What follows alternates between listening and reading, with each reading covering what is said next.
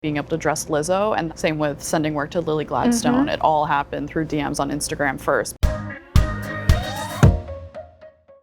Thank you all for agreeing to participate in this Indigenous Fashion Roundtable. You are all trailblazers in your own fashion space. We have Ellyn Jade, and a model and actress, might I add, one of the first Indigenous models in the industry.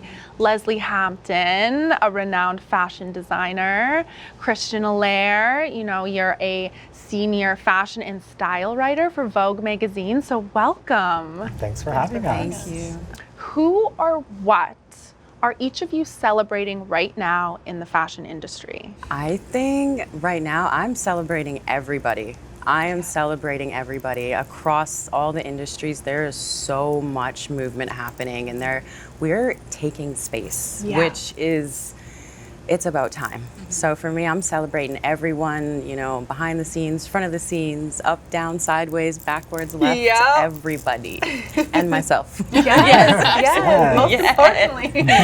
I'm definitely celebrating Sage Paul for her as a co-founder for Indigenous Fashion Arts Festival, bringing so many incredible Indigenous talents to Toronto, not only from designers across Canada, but the US and internationally, all coming to one area. It's so exciting to be a part of and to see the work that Sage is doing. Absolutely. And Christian? I feel like I'm celebrating all the innovators in fashion. I feel like we're at a really interesting time where in terms of Indigenous fashion, you can find it in any category now. Yep. There's couture, there's activewear, there's swimwear. There's no excuse not to shop Indigenous anymore. And to me, that's really exciting to see that we've pretty much taken over every market. So I'm just celebrating all the creatives who are doing just that. Exactly, yes, we are. And I've always said that Indigenous fashion is Indigenous identity. When we think about the spotlight growing on Indigenous designers, are there risks to the preservation of that identity? There is a lot of risk. There is always going to be risk, especially because our designs, our artisans, and everything we create is so intricately tied to our identity. So it really is a question of, you know, protecting your identity. But at the same time, you know, we had a lot of things, traditions, practices, and even, you know, designs that were lost just throughout colonizations. Things were hidden. So it's beautiful to see them coming back and finding, you know, a vision in these innovators and these creators. And so I think the things that are lost are finding new life again. It's scary, but we're gonna do it, and we're gonna do it in style and our way. I think there are risks. You know, I think there's a lot of spotlight on Indigenous fashion, and I think it's really important, at least for designers, if we're talking about fashion, to maintain the morals of our community. Like, to me, I always find the designers the most inspiring are the ones who are carrying on sustainability or are really sort of doing designs that are rooted in culture and bringing storytelling to the forefront. I think a lot of the audiences out there are not quite familiar with our traditions and our customs and our stories. And so I think it's really important to view fashion as an educational tool. And I would always hope that that's part of fashion going forward, even as it expands into like a global level. I think to have that at the heart of it is really important. I would definitely second that. We often walk in two worlds, creating contemporary fashion, but also fashion that is rooted in our sustainability practices and our attention to detail when it comes to community and bringing inclusivity to the forefront. I think it is very important to remember that our fashion is Indigenous because we are, and it doesn't necessarily have to follow the motifs that we've seen in the history books or in certain stereotypical presentations of Indigenous people. I think to express ourselves in such a way that is innovative and is multifaceted, and showing the multifaceted nature of Indigenous people and of everyone as a whole. Absolutely. And, you know, I asked the question because, as we all know, the fashion industry, the mainstream fashion industry, is changing so much. We're seeing, you know, big luxury brands collaborating with Indigenous designers. For example, Pharrell Williams' sophomore collection, they collaborated with Dakota and Lakota artists. Do you think these partnerships are something to get excited about? Are they beneficial? I have a lot of thoughts on the subject. You go. It's a double-edged sword for me. Like, I think when you see a big brand like Louis Vuitton or Dior partner with Indigenous artists, obviously that exposure, you can't buy that kind of exposure. I think it's also very important to give us those platforms. I think fashion is still not there yet in terms of doing enough of that.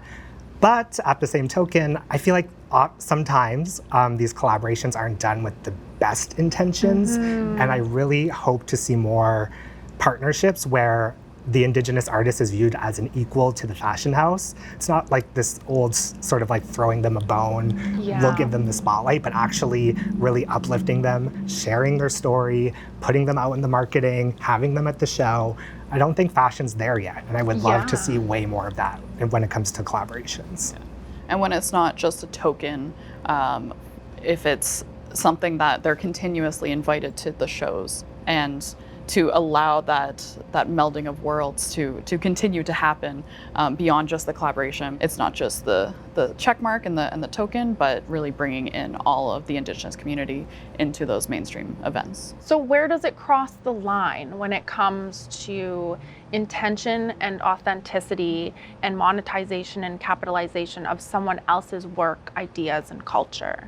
For me, just from what I've witnessed, it crosses the line when it is that tokenism, where it's kind of a one and done, you know. And for me, it has to be a question of, okay, but what's next? How does this collaboration continue to benefit the communities and communities abroad?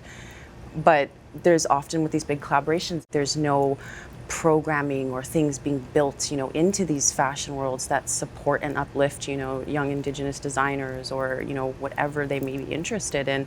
And that's not there yet. And I feel like we're coming for that space anyway. So it's like, you can either walk with us, uplift us as well. I was like, or we'll be there shortly. We're coming. Yeah. So I think it does cross a line, and then people profiting just off that image and that tokenism.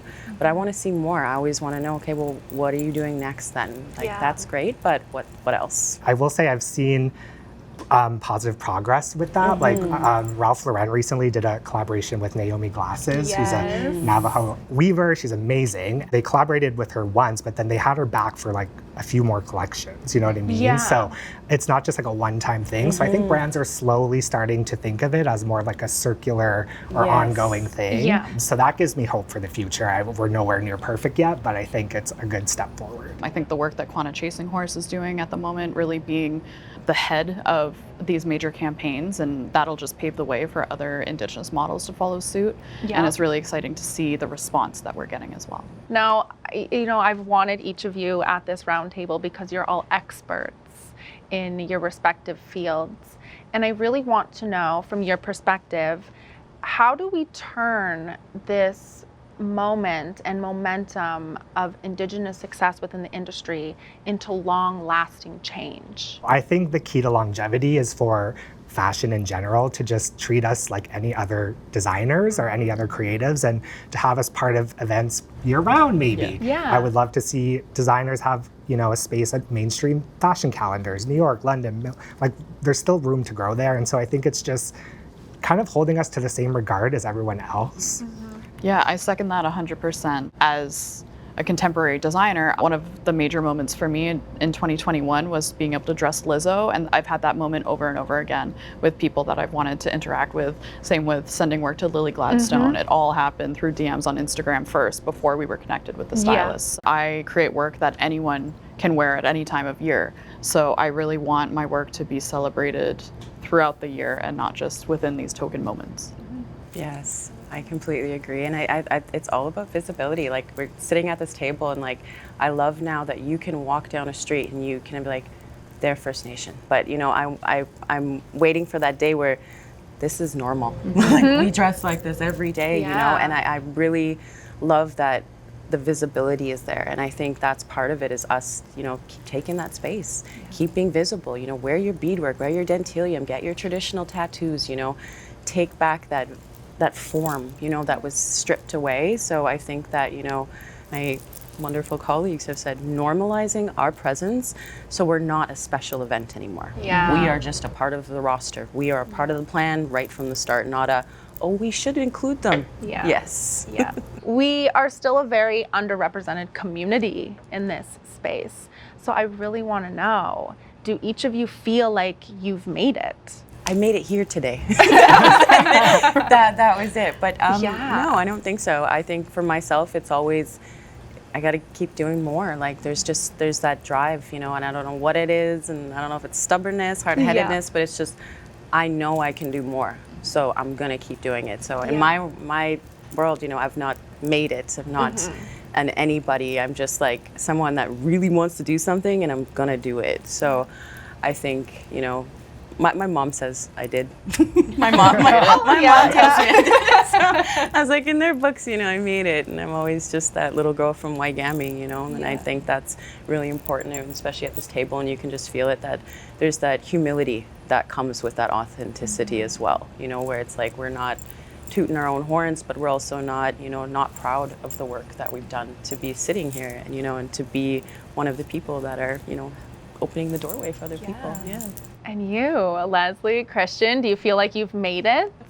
When I make it on the Met red carpet, maybe. Oh, yes. Okay, they gotta call you up. Yeah. But yeah, really trying to figure out what those next steps are for not only myself personally, but for the brand, and really entering the U.S. market and seeing where my brand fits in within the greater world of fashion is going to be really exciting in the future years, and to also make Canada proud in doing so, because a lot of the time designers and artists and creators have to leave our borders in order to be celebrated. So at the moment, I'm really proud of the work that I'm doing within Canada to increase representation and to allow my brand to thrive, but I'm excited to see kind of where it all goes. Yeah, me too. I kind of do feel like I've made it in some ways, just because like being a little boy at Nipissing First Nation, like stealing my mom's Vogues, like being obsessed with Vogue, and now I get to work there and write about Indigenous fashion, which I never thought could be even a job, you know what I mean? I do feel like I've made it. I feel like I've made the career that I've wanted all my life. So you gotta like applaud yourself a little bit. Absolutely. Applause. Like the video? Then hit the button, or better yet, drop us a comment. Then check out our latest videos here. And don't forget to subscribe by hitting the button here for more celebrity interviews and entertainment news.